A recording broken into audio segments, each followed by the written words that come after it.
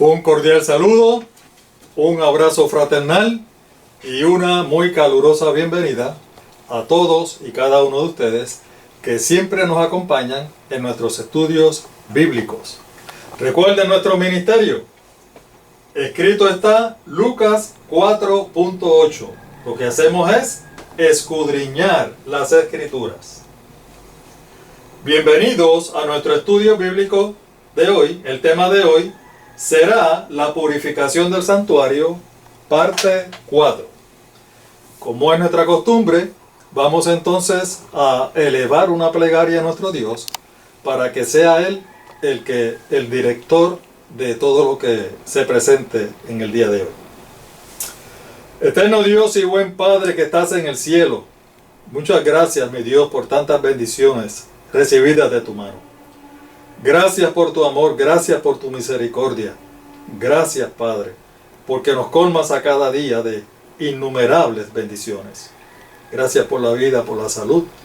Y gracias por este hermoso privilegio de haber conocido este mensaje completo de salvación. Gracias también porque nos permites, mi Dios, proclamarlo y compartirlo con otras personas para que también puedan tener la oportunidad de conocerte y entregar sus vidas a ti. Suplicamos tu presencia, oh Dios, tu dirección, que seas tú el director de todo. Señor, envía a tu Espíritu Santo para que ponga palabras en mi boca.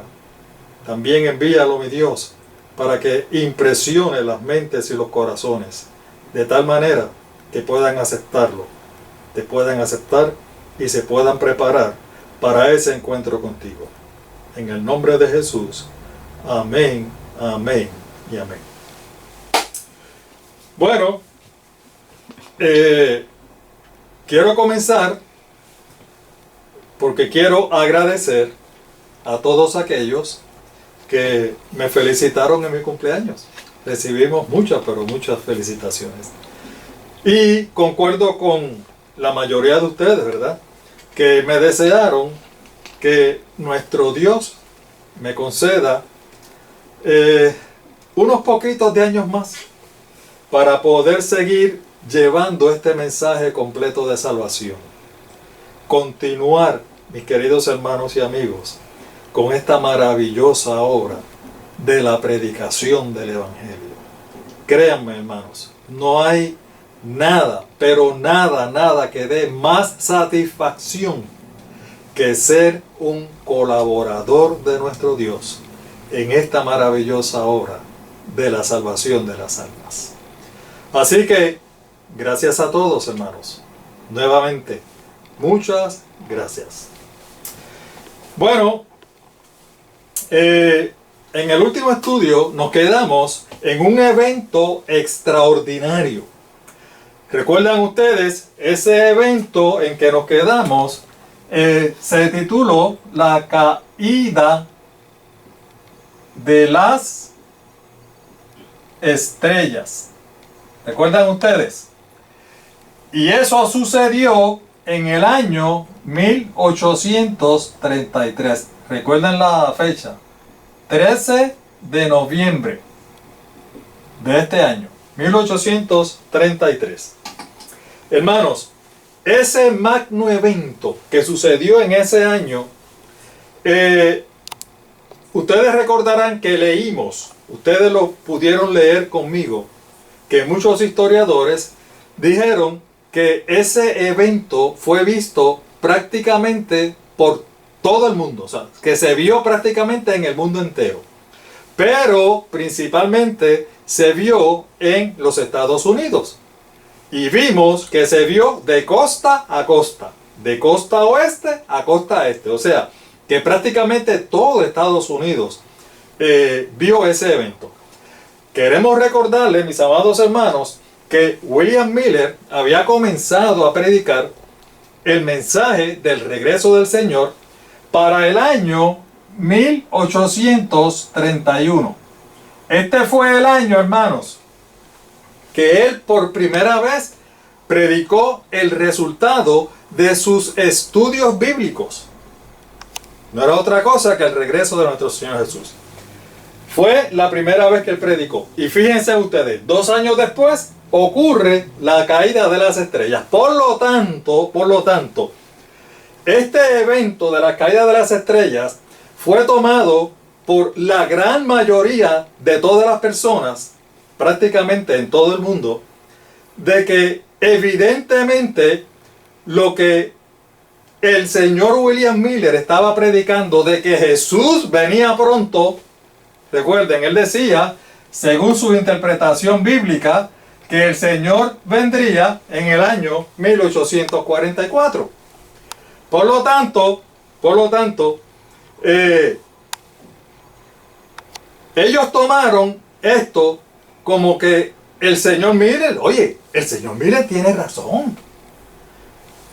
Lo que está pasando con la caída de las estrellas es que Dios está confirmando, está dando una señal de que Él va a regresar pronto.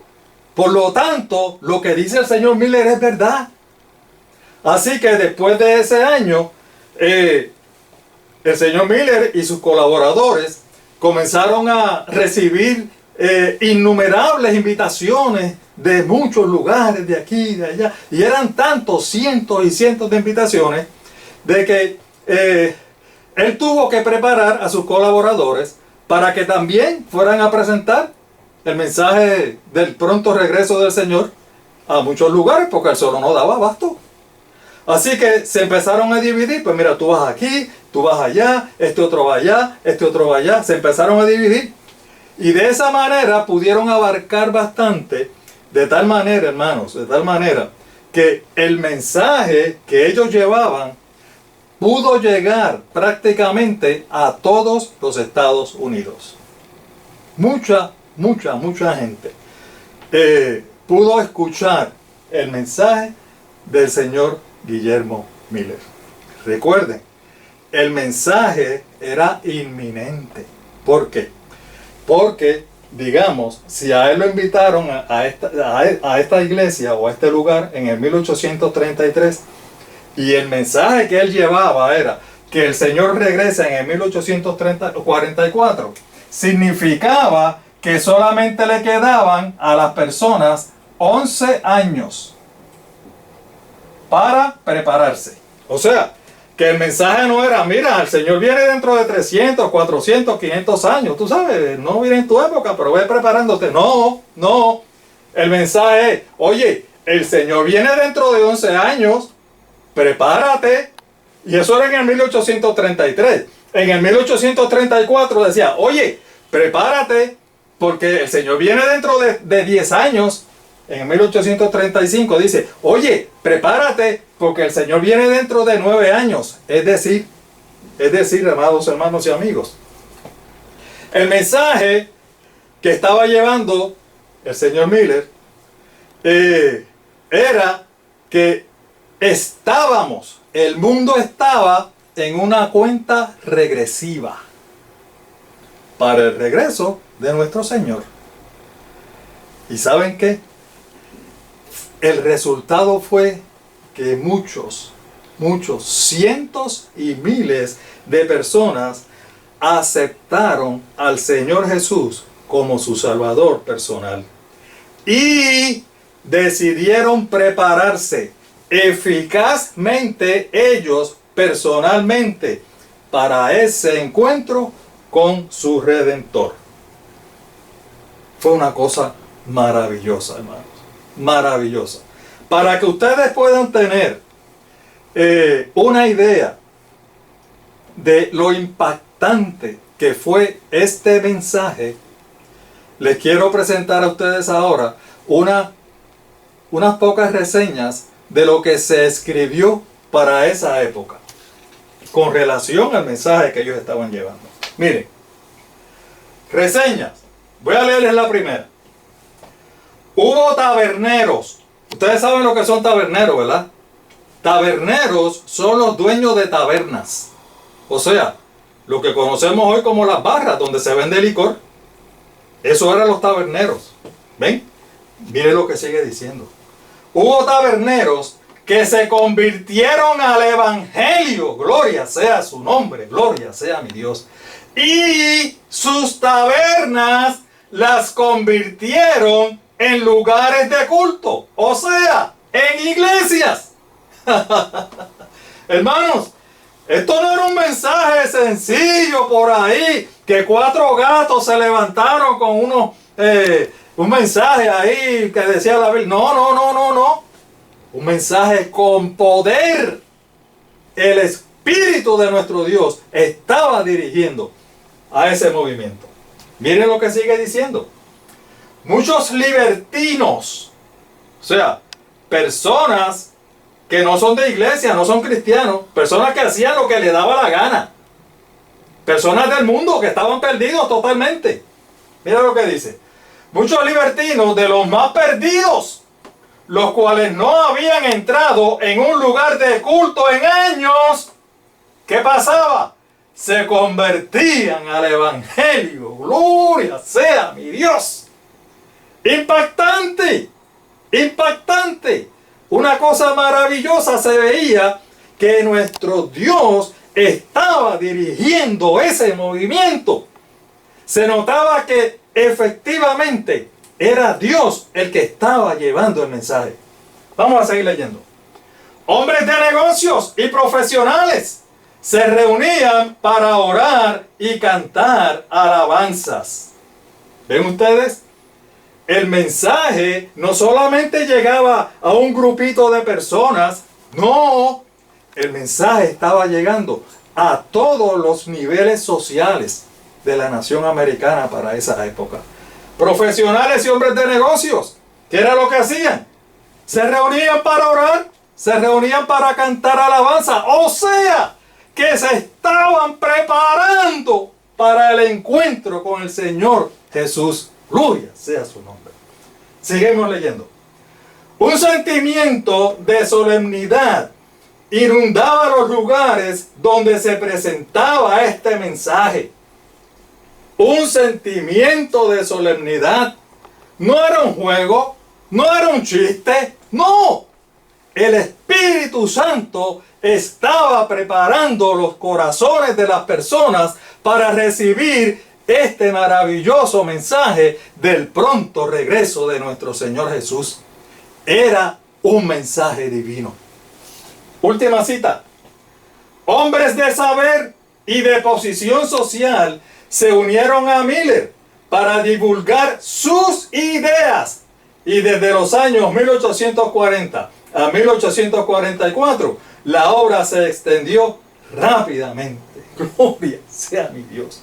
Nuestro Dios escogió personas de todos los niveles sociales, de todos los niveles intelectuales, porque su obra tenía que llevarse a cabo, de una manera o de otra.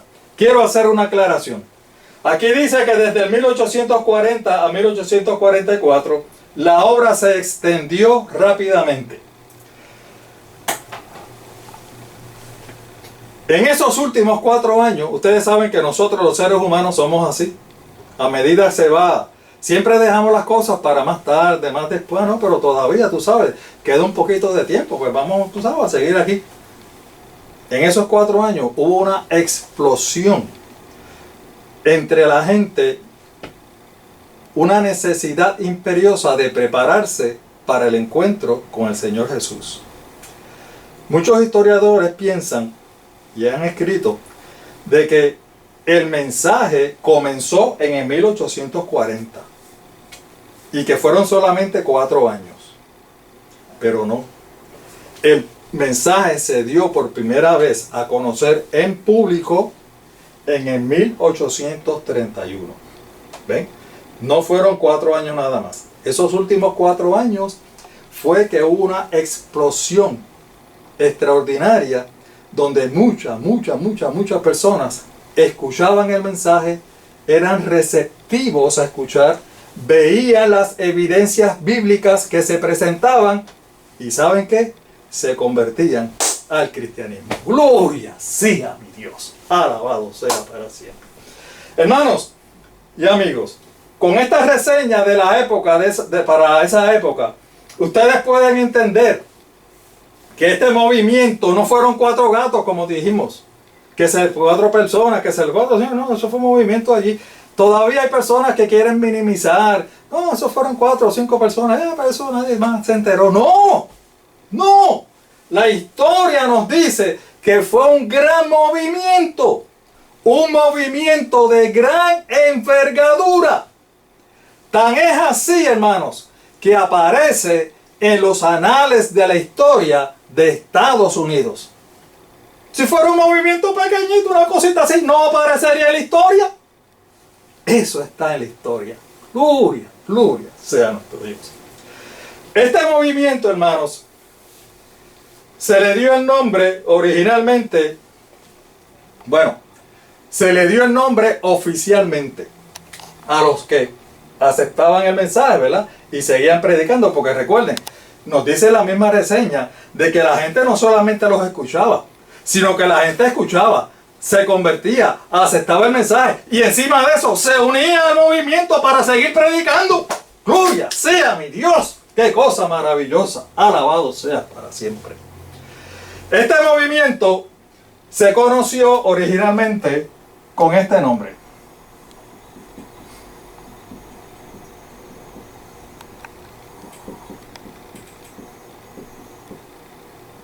Movimiento Millerita. Lo de Millerita viene, lógicamente, por el apellido de William Miller. Se llamaba Miller, ¿verdad? El apellido era Miller. Se le llamó Movimiento Millerita.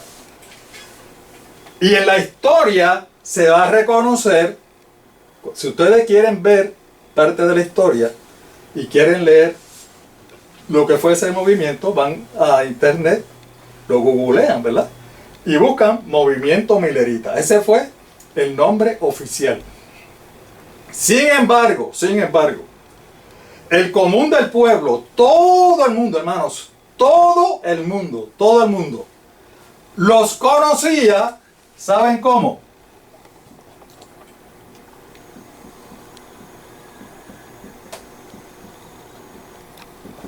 Como los adventistas. ¿Por qué adventista? Adventista viene de advenimiento. Y porque ellos creían en el pronto advenimiento de nuestro Señor Jesús. De ahí es que sale el movimiento adventista. Ellos fueron los precursores. A ellos fue a los primeros que se le llamaron los adventistas.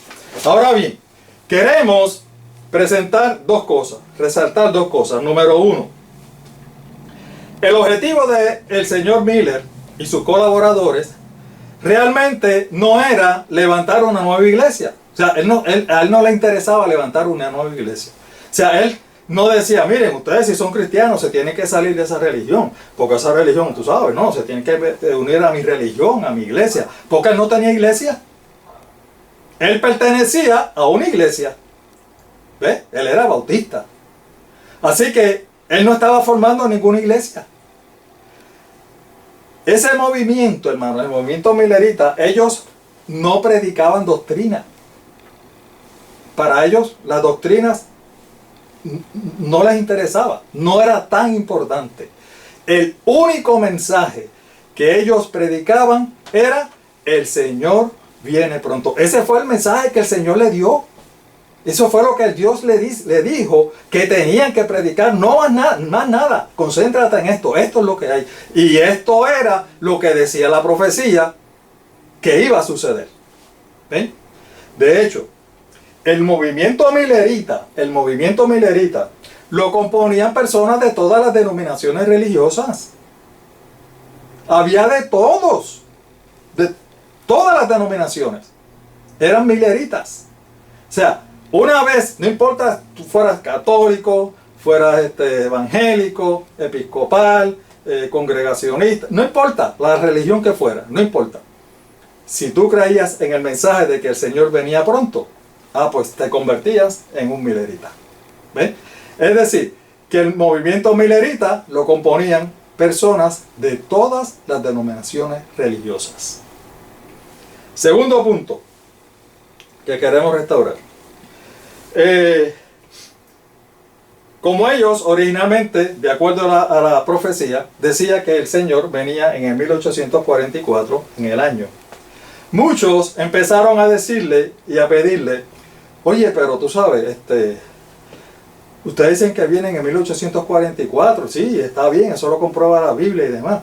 Pero, oye, el año tiene 12 meses, 52 semanas, 365 días. A lo mejor nosotros nos preparamos para el 1 de enero y viene el 31 de diciembre. Tú sabes, es un periodo demasiado largo. ¿Ustedes tienen alguna manera de poder afinar esa fecha? Pues, basado en el tiempo exacto cuando se dio la orden para restaurar y edificar Jerusalén en el año 457 antes de Cristo. Ustedes saben que ahí fue que comenzó, lo demostramos bíblicamente e históricamente. Ahí fue que comenzó a correr la profecía. Pues basado en ese tiempo exacto, ellos llegaron a la conclusión de que sí había una fecha exacta. Esa fecha exacta para ellos fue el 22 de octubre de 1844. ¿Eh? Recuerden esa fecha. Hermanos, hace apenas unas semanas se conmemoró el 178 aniversario de esa fecha. 22 de octubre de 1844. Bueno, como hemos dicho en varias ocasiones en nuestros estudios, las profecías que están en la Biblia, a veces tienen un cumplimiento, pero hay veces que tienen más de un cumplimiento. Pues esta profecía que nosotros estamos estudiando, que no nos podemos despistar, ¿verdad? Tenemos que recordar que estamos estudiando la profecía de los 2300 días que se encuentra en Daniel 8:14. Pues esta profecía en particular tiene varios cumplimientos o varios eventos, ¿verdad? Se tienen que cumplir varios eventos, no es uno solo, se van a cumplir varios eventos. Así que vamos a empezar a enumerarlos. Primer evento, un evento, dos eventos, tres eventos, así sucesivamente. Vamos entonces a presentarles el primer evento. Como ustedes recordarán, también hemos demostrado en estudios anteriores que durante el primer siglo y parte del segundo siglo de la era cristiana, ustedes saben, mis amados hermanos, que el Señor Jesús murió, resucitó y ascendió al cielo en el año 31 de la era cristiana, ¿verdad? Ahí fue que se comenzó a predicar el Evangelio. Ahí fue que comenzó la religión que nosotros conocemos hoy como cristianismo, ¿verdad? Pues durante ese primer siglo y parte del segundo, o sea, para que ustedes se puedan situar en la era, estamos hablando entre los años 100 a los años 150 de nuestra era cristiana. Esto es un aproximado, claro, esto no es que sea exactamente al pelo, el año, el día y la hora, no, esto es un aproximado. Entre los años 100 a 150. Pues ustedes saben que para ese tiempo fueron los primeros conversos, las primeras personas que se convirtieron al cristianismo, ¿verdad? Fueron los primeros cristianos.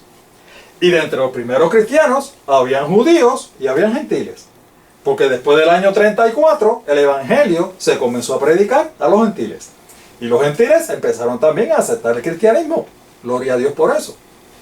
Pues entonces, para esos cristianos, ya lo habíamos mencionado antes, para ellos el mensaje principal de lo que se conocía como la religión del cristianismo, el mensaje principal para ellos era el regreso del Señor. Para ellos ese era sea, ellos prácticamente no se envolvían en asuntos que si teología, que si doctrina, que si esto, no. Para ellos lo principal era el regreso del Señor. Para ellos ese era el principal mensaje de la iglesia cristiana. Para ellos eso era su bienaventurada esperanza, hermanos. El fervor que había en sus corazones, que reinaba en sus corazones, era precisamente el regreso del Señor Jesús.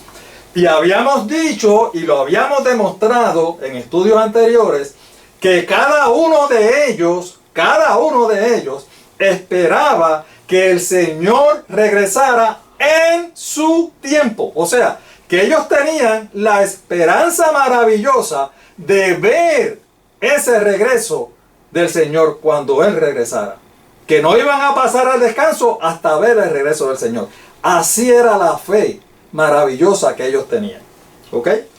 Esa era la esperanza bienaventurada. Ellos no solamente lo creían, ellos no solamente lo predicaban, hermanos, ellos lo vivían. Vamos a repasar un texto donde describe esos primeros cristianos. Hechos 4, 32 al 35. Dice: todos los creyentes, que eran muchos, pensaban y sentían de la misma manera. Ninguno decía que sus cosas fueran solamente suyas, sino que eran de todos. O sea, que compartían todo lo que ellos tenían. Los apóstoles seguían dando un poderoso testimonio de la resurrección del Señor Jesús, y Dios los bendecía mucho a todos. Versículos 34 y 35.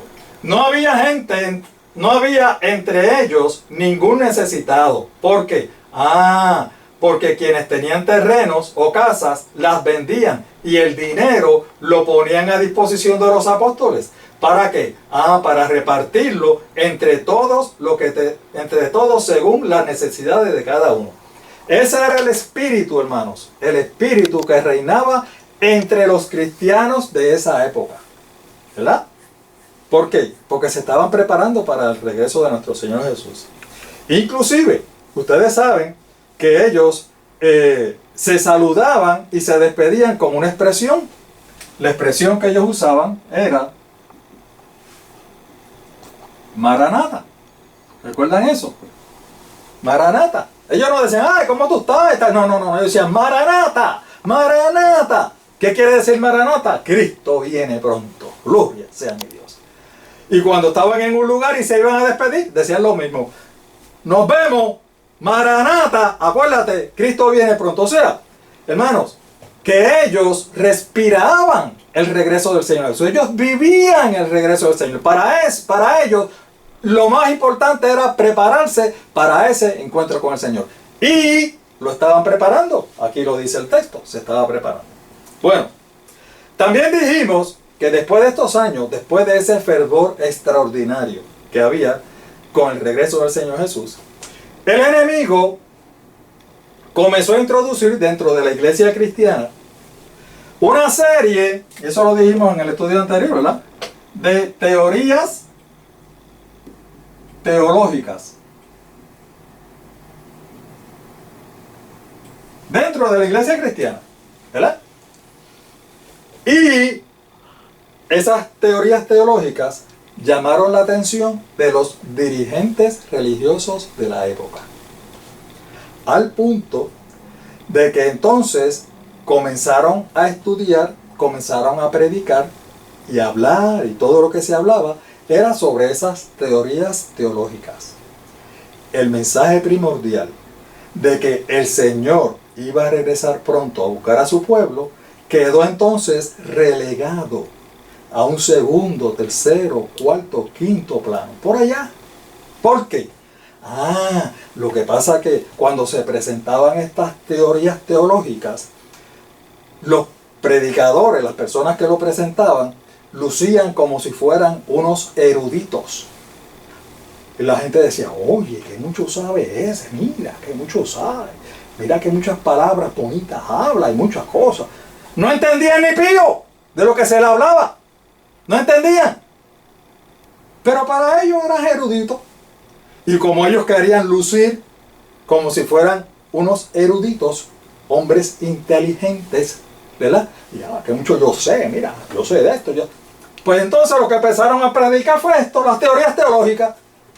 Y entonces, el mensaje del regreso del Señor, eso es un mensaje muy elemental, eso es para las personas sencillas. No, tú sabes, yo no soy sencillo, yo soy demasiado intelectual como para ponerme a predicar de esas cosas.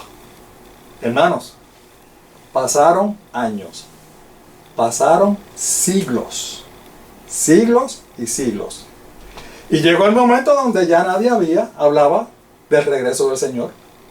Ya nadie hablaba del regreso del Señor, de la promesa del Señor. Hasta que nuestro Señor levantó diferentes personas. También lo hablamos en el estudio pasado. Diferentes personas en diferentes lugares, en diferentes partes del mundo. ¿Con qué objetivo? ¿Con qué objetivo? Primero, para que estudiaran las profecías. Específicamente, las profecías que hablaban de qué. Gloria sea mi Dios. ¿De qué? Las profecías que hablaban del pronto regreso del Señor. Y una de esas profecías fue precisamente Daniel capítulo 8, versículo 14. Que es la profecía que estamos estudiando. Así que muchas personas en diferentes lugares se levantaron a estudiar esta profecía. Y todos los textos, todos los textos que hablaban precisamente sobre el regreso de nuestro Señor Jesús. Por lo tanto, hermanos, para la época, específicamente esto surgió más o menos, como en el 1818, que se levantaron las personas en diferentes lugares, incluyendo en Estados Unidos.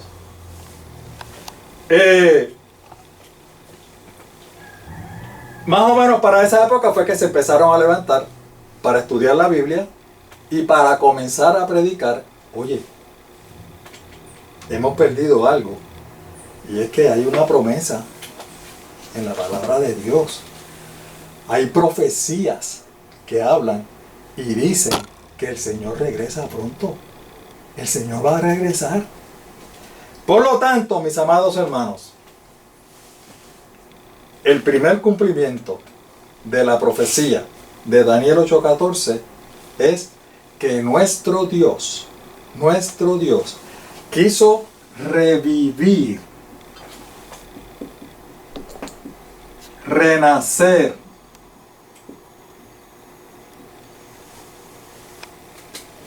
entre todos la gente, pero principalmente entre todos los cristianos, ese fervor, ese anhelo, ese deseo de que el Señor va a regresar pronto a buscar a su pueblo.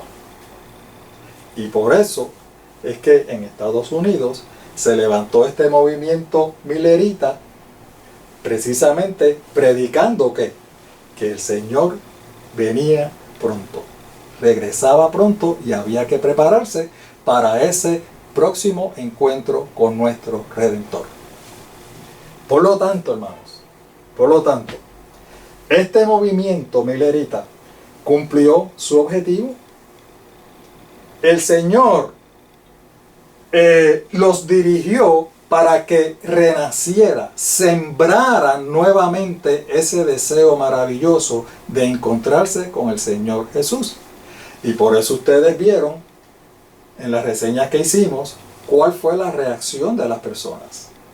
Cientos y miles de personas se convertían al cristianismo y renacían en sus corazones ese maravilloso deseo, esa bendita esperanza de que el Señor regresaría pronto.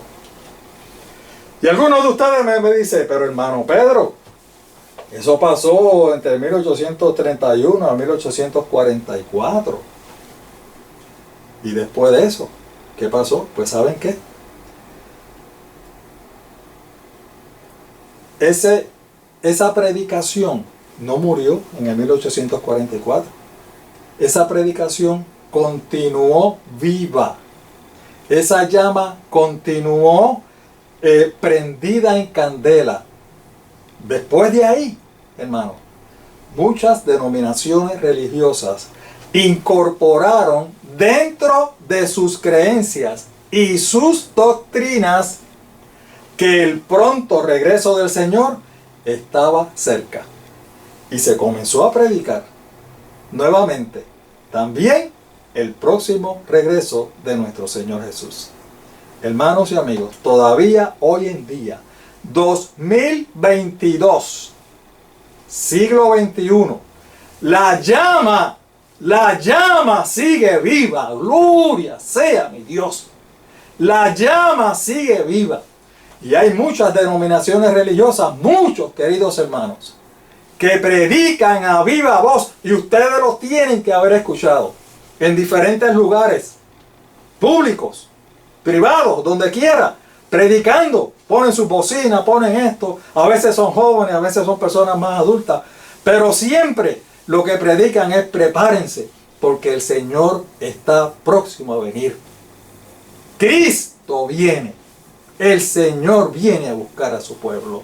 Hoy, todavía, hermanos, hoy, 2022, todavía repercute el mensaje de los mileritas. El Señor viene pronto a buscar a su pueblo. Gloria, gloria sea mi Dios. Alabado sea mi Dios. Eso se lo debemos aquí a ese movimiento que Dios levantó para esa época. Y ese legado todavía sigue en el día de hoy. Por lo tanto, primer evento cumplido: la predicación del regreso de nuestro Señor Jesús. Gloria sea su nombre. Alabado sea su nombre. Segundo evento. Llegó el 22 de octubre. Vayan anotando. Primer evento. Segundo evento. Llegó la fecha deseada. 22 de octubre de 1844. ¿Y qué pasó?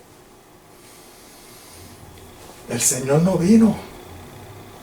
El Señor no regresó. No se cumplió lo que ellos estaban predicando. Por lo tanto, todos los que formaban parte del movimiento milerita quedaron chasqueados. De hecho, antes de 1844 se le conocía como el movimiento milerita. Y después de 1844, cuando el Señor no regresó, se le conocían como los chasqueados. Y se burlaban de ellos. Era una forma de burlarse de ellos. Ustedes predicaron eso y no se les dio. Mira, ahora son los chasqueados. Ahora son conocidos como los chasqueados. De hecho, también asimismo se conoce ese evento, hermanos, porque este evento del 22 de octubre de 1844 está registrado en la historia de Estados Unidos. Sí. ¿Y sabe cómo se conoce?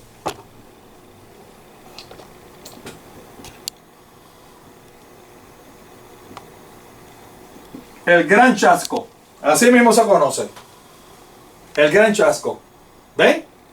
Así es que se conoce. Por lo tanto, hermanos, como aquí todo lo demostramos, todo lo que decimos lo demostramos, vamos ahora a presentarles algunas reseñas históricas de lo que escribieron algunos historiadores precisamente sobre el Gran Chasco. Y vamos a incluir también alguna reseña extraordinaria que se escribió sobre el movimiento milerita. Y vamos allá porque el tiempo va caminando rapidito. El Gran Chasco.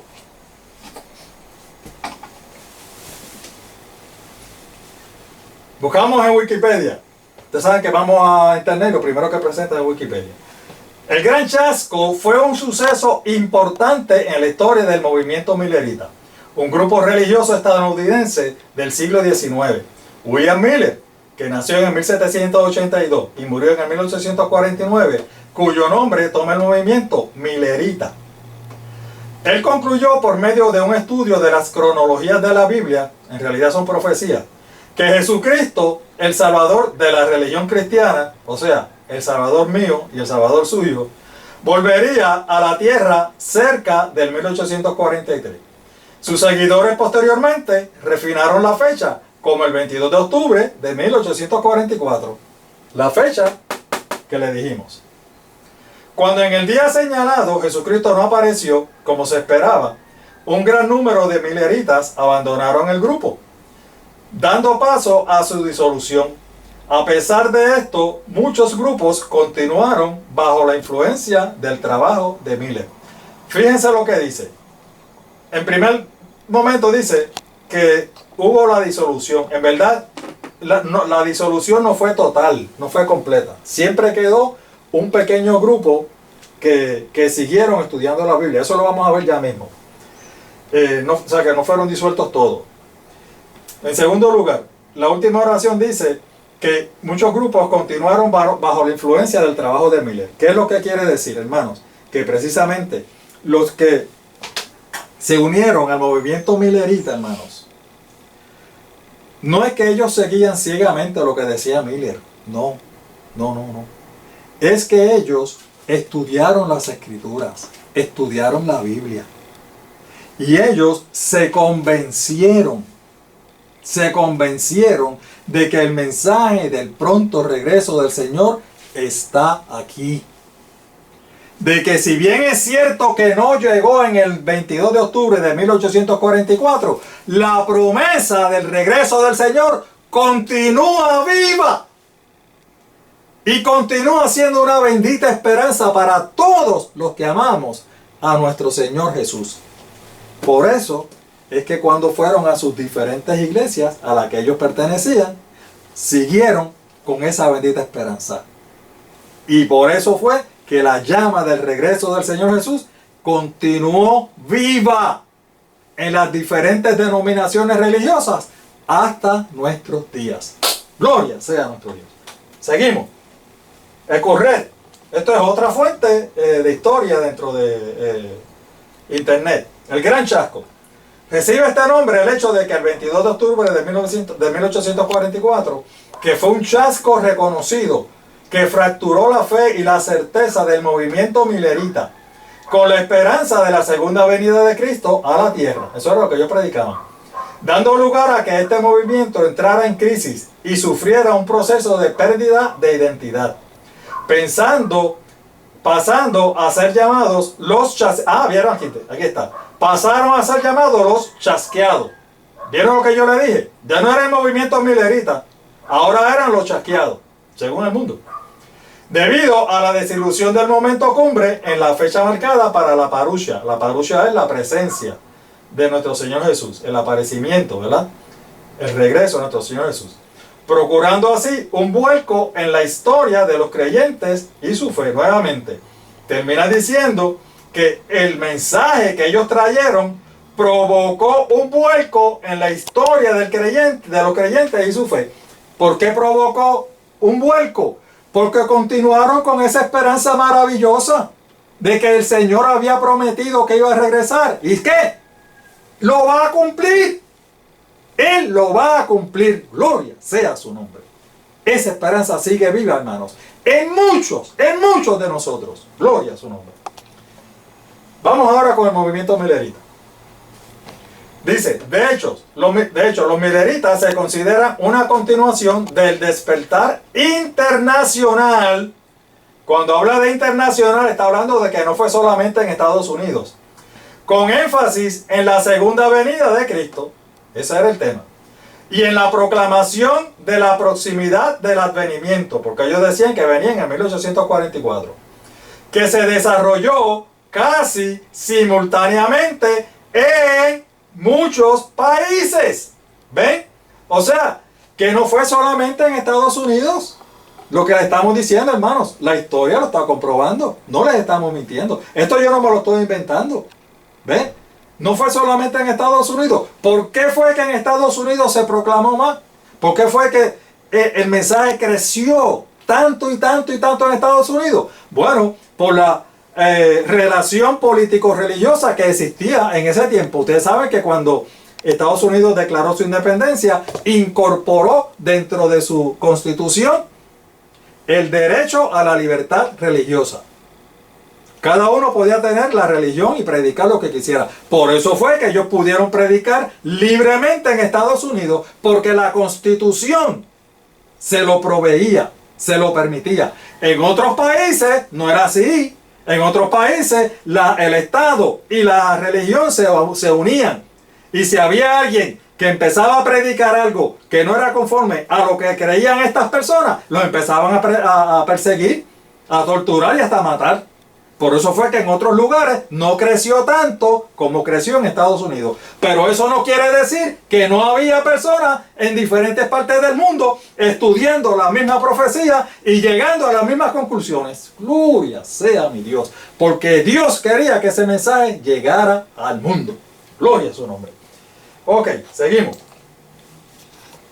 Los milleritas, que eran conocidos como los adventistas, aquí está.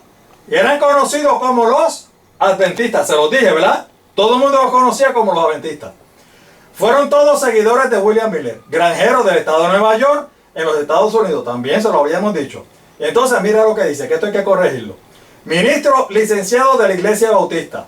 Bueno, cuando el señor Miller comenzó a predicar su mensaje, él no era ministro.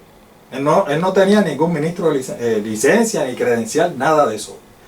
A él lo ordenaron ministro. ¿Saben cuándo?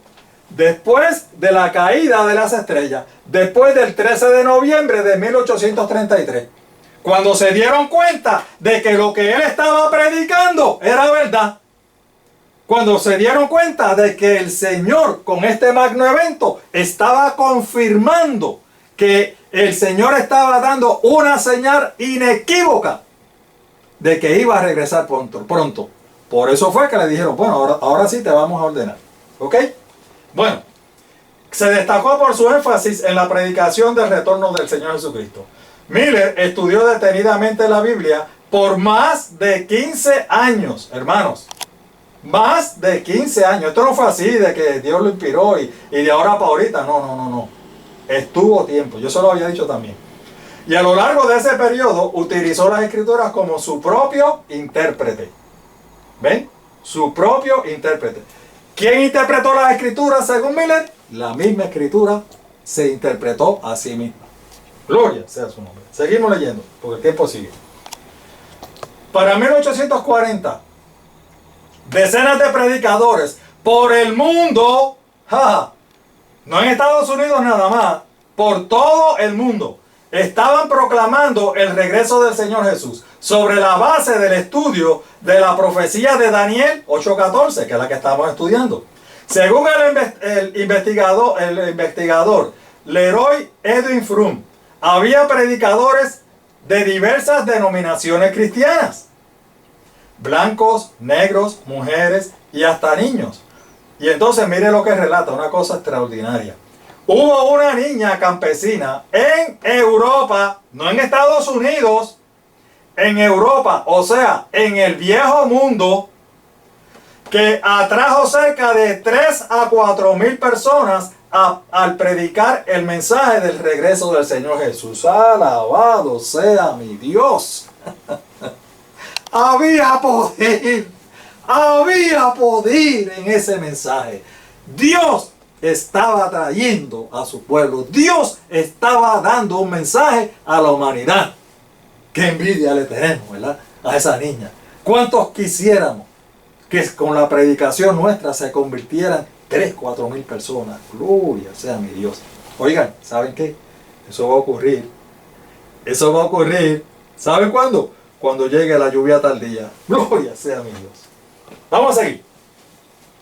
En los Estados Unidos, la predicación y los escritos de William Miller despertaron la pasión de miles de personas. El mensaje de Miller y sus asociados defendía la siguiente idea.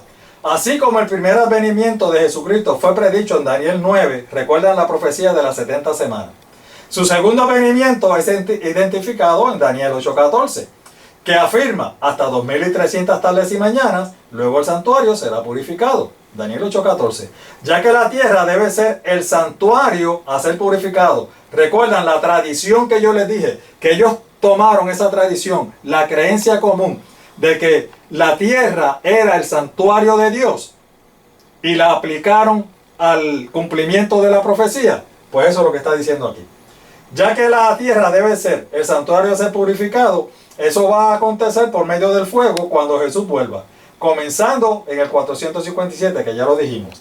La profecía de los 2300 días o años de Daniel 8:14 culminará alrededor del 1843 y 1844. Jesús vendrá otra vez, cerca de ese tiempo. Por lo tanto, prepárense para encontrarlo. Su venida será un evento literal, hermanos. En esto es una cosa maravillosa. Será un evento literal y visible que precederá al milenio. Esa era la esencia del mensaje milerita. ¿Ven ustedes? Nada de lo que nosotros le hemos dicho es mentira. Todo está corroborado por la historia.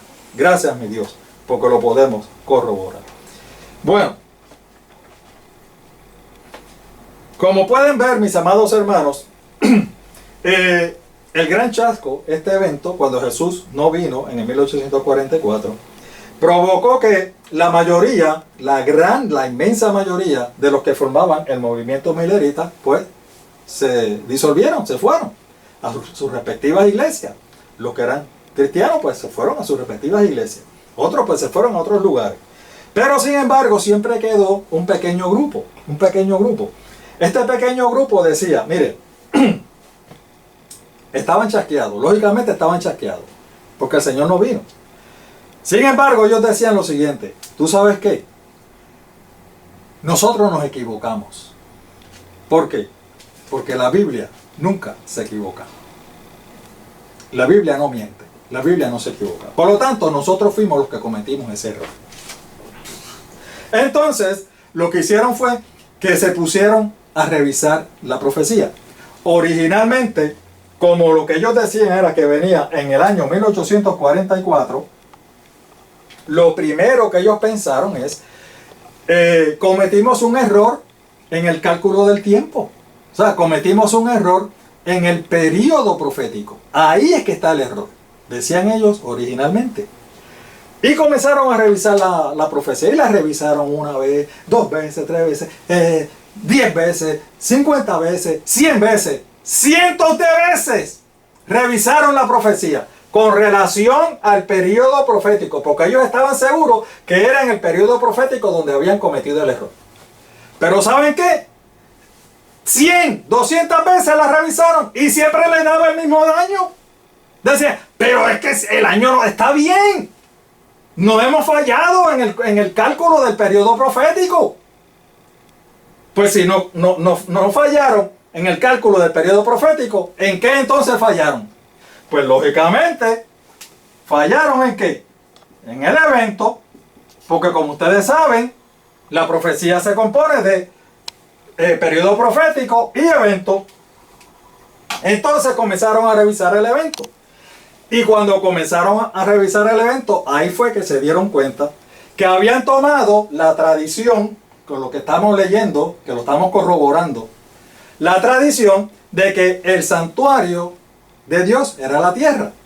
Y se dieron cuenta de que eso era una tradición, eso no es bíblico. O sea, metimos esto, pero en verdad eso no es. Cogimos eso porque era lo que todo el mundo creía. Y entonces, claro, hay que hacer una aclaración. Todo está dirigido por Dios. Si ellos no hubieran cometido ese error, el primer evento de revivir el regreso del Señor Jesús no hubiera ocurrido. ¿Ven? Van viendo cómo nuestro Señor va colocando las piezas del rompecabezas en su sitio. Por lo tanto, se cumplió el primer evento.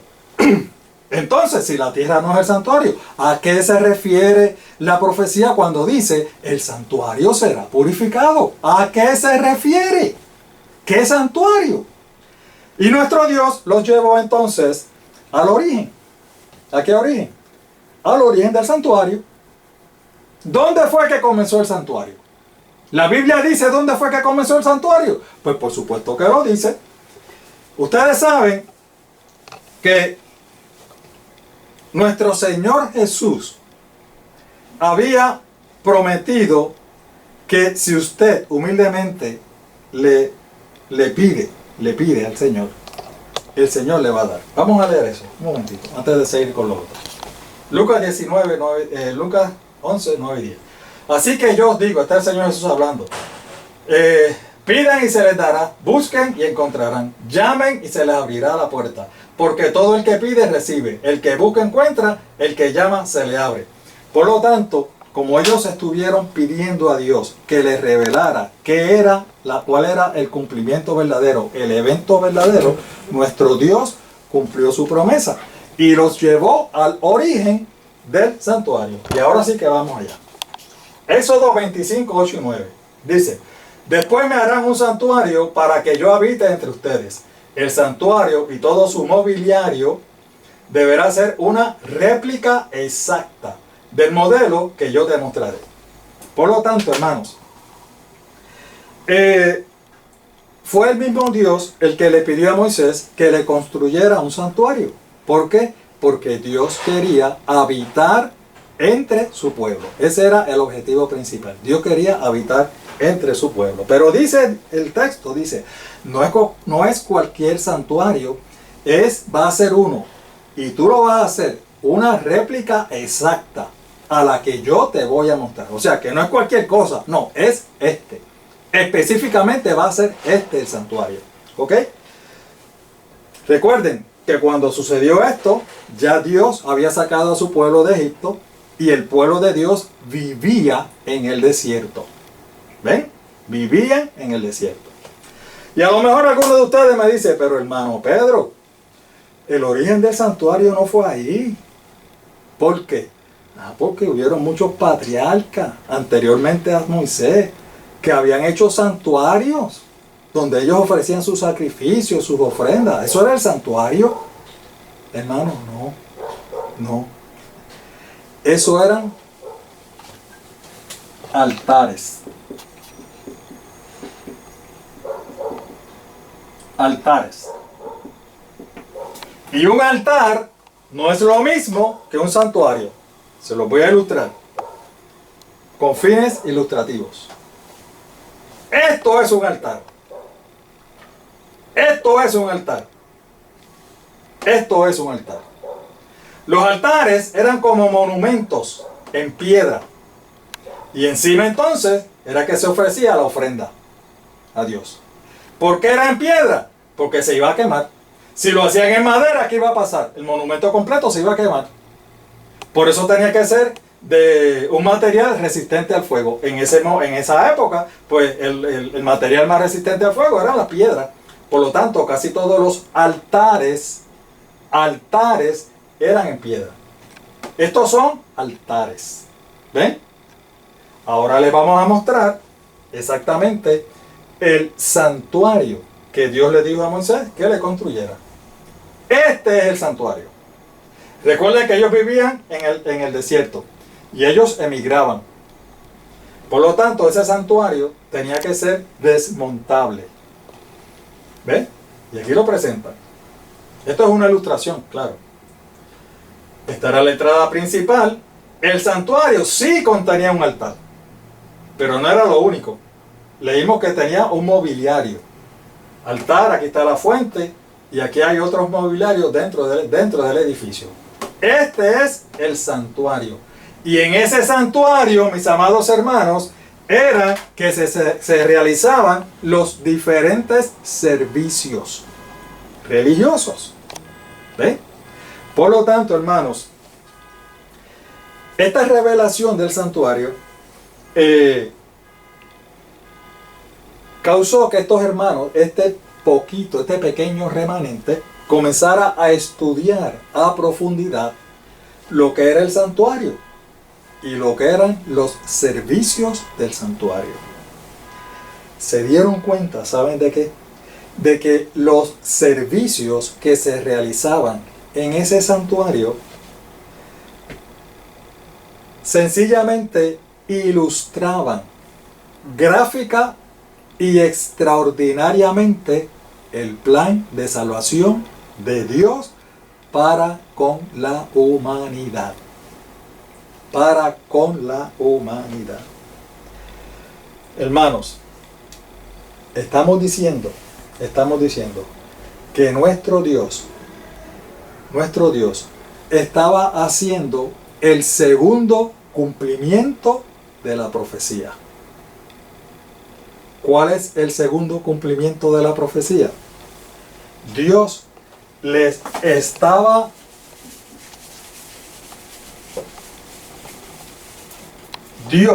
estaba revelando a ese pequeño grupo que quedó lo que conocemos hoy como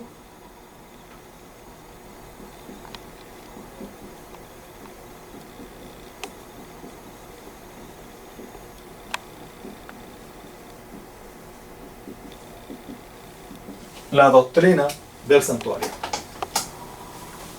Dios estaba llevando a cabo el segundo cumplimiento de la profecía. Le estaba revelando a su pueblo lo que conocemos hoy como la doctrina del santuario. Es, hermanos, a través del santuario que nuestro Dios nos presenta las diferentes etapas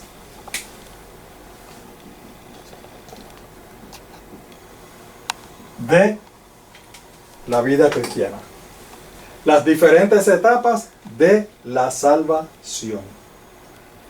Esta doctrina, hermanos, tiene unas lecciones maravillosas, extraordinarias para cada uno de nosotros, para que podamos contemplar y poder ver algunas de las lecciones. En el próximo estudio vamos a dedicar el estudio completo al estudio solamente de una de esas lecciones, para que ustedes vean lo maravilloso que es la doctrina del santuario. Por eso le invitamos a que nos acompañen en nuestro próximo estudio. Te esperamos en el próximo estudio. Búscanos en Facebook y búscanos en YouTube. Escrito está Lucas 4.8. Así que les esperamos en el próximo estudio. Que nuestro Dios nos continúe bendiciendo a todos y cada uno de nosotros.